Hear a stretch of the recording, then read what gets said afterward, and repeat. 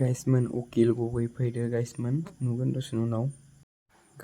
guysman ukil gugui sofaiबाय भिडिअखौ नायलांबाय था guysman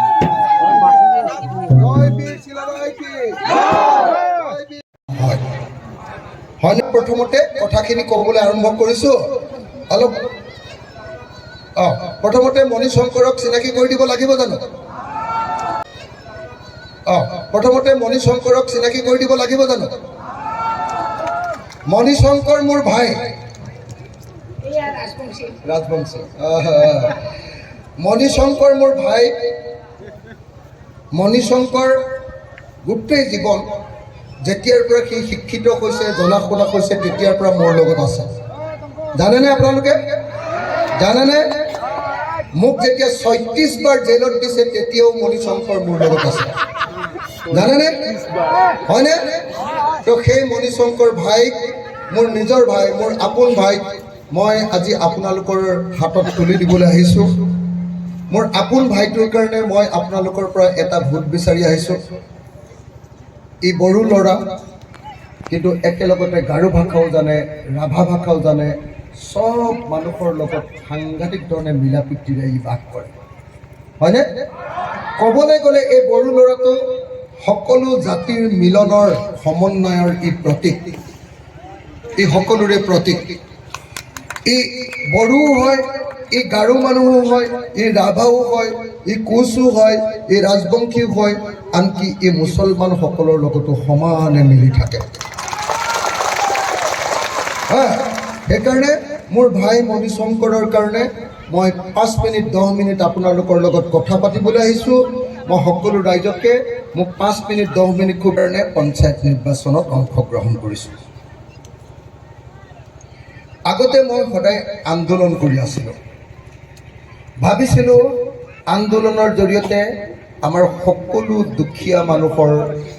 সকলো কাম কৰি খোৱা শ্ৰমজীৱী মানুহৰ গাঁৱৰ মানুহৰ সমস্যাবিলাক সমাধান কৰিম আন্দোলন কৰি থাকোঁতে মোক ইবাৰৰ পাছত সিবাৰ জেলত সোমোৱাই সিবাৰৰ পাছত সিবাৰ জেলত সোমোৱাই শেষত এবাৰ যেতিয়া কা আইনখন আহিলে CAA কা আইনখন আহিলে মোক এনেকুৱাকৈ জেলত সোমোৱাই দিলে যে মই জেলৰ পৰা ওলাব নোৱাৰা পৰিস্থিতি হৈ গ'ল তেতিয়া মোক কৃষক মুক্তি সংগ্ৰাম সমিতিৰ সতীৰ্থসকলে ক'লে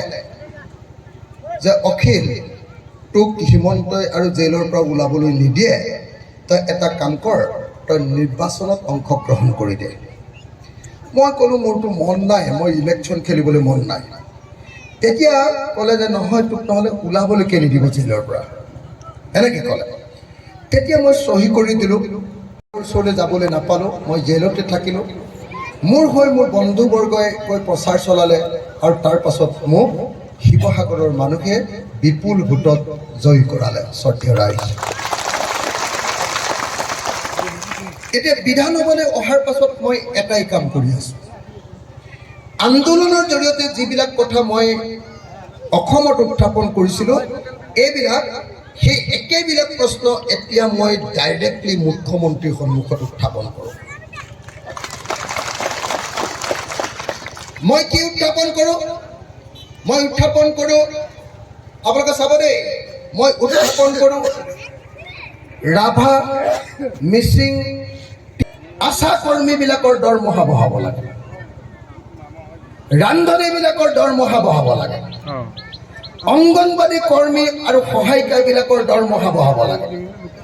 গাঁওবুঢ়াবিলাকৰ দৰমহা বঢ়াব লাগে বুলি মই কৰা দাবীৰ ফলস্বৰূপে এতিয়া 9,000ৰ পৰা 14,000 টকা দৰমহা হৈছেগৈ আপোনালোকে দেখি আছেনে সদায় মই মাত মাতো এইবিলাক কথা আনকি চৰকাৰী চাকৰিয়াল যিবিলাক 2005 চনৰ পাছত যিবিলাকে চৰকাৰত অংশগ্ৰহণ কৰিছে চাকৰি পাইছে তেওঁলোকৰ পেঞ্চনটো বিজেপি চৰকাৰে 2026 চনত যদি আপোনালোকে মোক জিকাই দিয়ে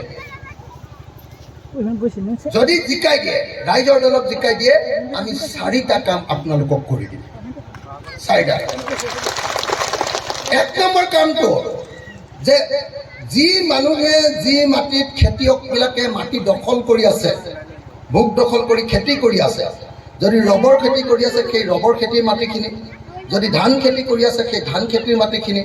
আমাৰ মণি শংকৰেতো আগতে ৰবৰ খেতি উচ্ছেদ কৰিবৰ সময়ত আন্দোলন কৰি বন্ধ কৰিছিলে নে নাই? মণি শংকৰ লাগি দিছিলে জানেনে নাই? মনত আছেনে? এনেকে যিমান মাটি আপোনালোকে খেতি কৰি আছে, মই আপোনালোকক কথা দিছোঁ যে 2 বছৰৰ ভিতৰত অসমৰ চব জাতিৰ খেতিয়কবিলাকক মাটি দখল কৰি থকা মাটিবিলাকৰ ম্যাদী পট্টা বিনামূলীয়াকৈ দি দিম। মোৰ এইটো 1 নম্বৰ প্ৰতিশ্ৰুতি, ৰাইজৰ দলৰ 1 নম্বৰ প্ৰতিশ্ৰুতি।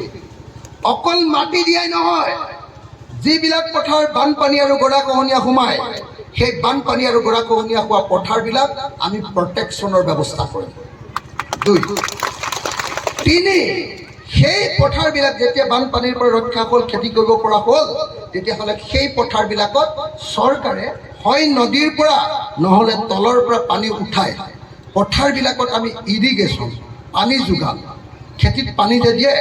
খেতিত পানী যোগানৰ ব্যৱস্থাটো চৰকাৰে ৰাইজক বিনামূলীয়াকৈ কৰি দিম।